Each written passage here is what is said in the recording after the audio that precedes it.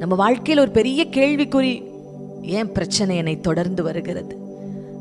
சில பேர்த்துக்கு இன்னொரு கேள்விக்குறி, ஒரே பிரச்சனை தொடர்ந்து வருது. ஒரே பிரச்சனை.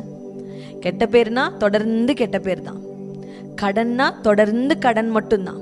இன்னைக்கு கர்த்தர் உங்களுடைய தொடர் போராட்டங்களை தடுக்க போகிறார், உடைக்க போகிறார். நல்லா கவனிங்க. சில நேரங்கள்ல ஒரு கட்டடம் கட்டுறோம், அந்த கட்டடத்தோட மேல ஒரு கிராக் விழுந்துருச்சுன்னா என்ன பண்றோம்? கொஞ்சம் சிமெண்ட் வாங்கி மண்ணை போட்டு ஒரு கலக்கி தண்ணியை ஊற்றி என்ன பண்ணுவோம்? சின்ன ஒரு கரண்டி எடுத்து அந்த கிராக்கை மட்டும் நம்ம அடைப்போம்.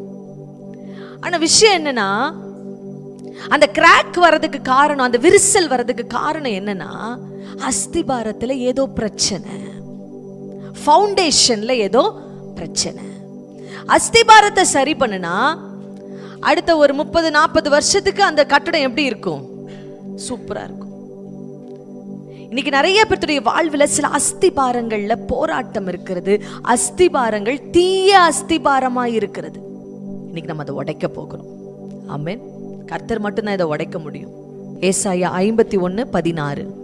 நான் வானத்தை நிலைப்படுத்தி பூமியை அஸ்திபாரப்படுத்தி. கர்த்தர் மாத்திரம்தான் உங்க வாழ்வுடைய அஸ்திபாரங்களை நிலைப்படுத்த முடியும். தொடர்ந்து வாசிங்க.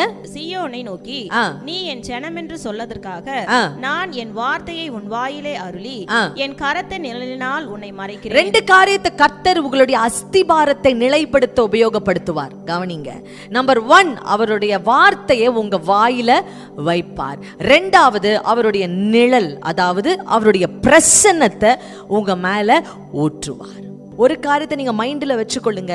நீங்க என்ன பேச்சுகளை பேசுகிறீங்களோ, என்ன பேச்சு வார்த்தையை உங்களுக்கு தெரிந்தவர்களோடு, உங்களுடைய நண்பர்களோடு, உங்களுடைய கூட வேலை செய்யறவங்களோடு, கூட படிக்கிறவங்களோடு என்ன பேச்சுவார்த்தையை நீங்க பேசிக்கிட்டு இருக்கீங்களோ, அதுதான் உங்க வாழ்க்கையுடைய அஸ்திபாரத்திற்கு முதல் கதவாய் திறக்கப்படுகிறது.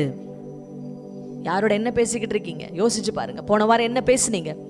உங்க குடும்பத்தை குறிச்சே மற்றவங்க கிட்ட நீங்க பேசி இருக்கிறீங்களா? அஸ்திபாரத்தை நீங்களே தப்பா போட்டுக்கிட்டு இருக்கீங்க.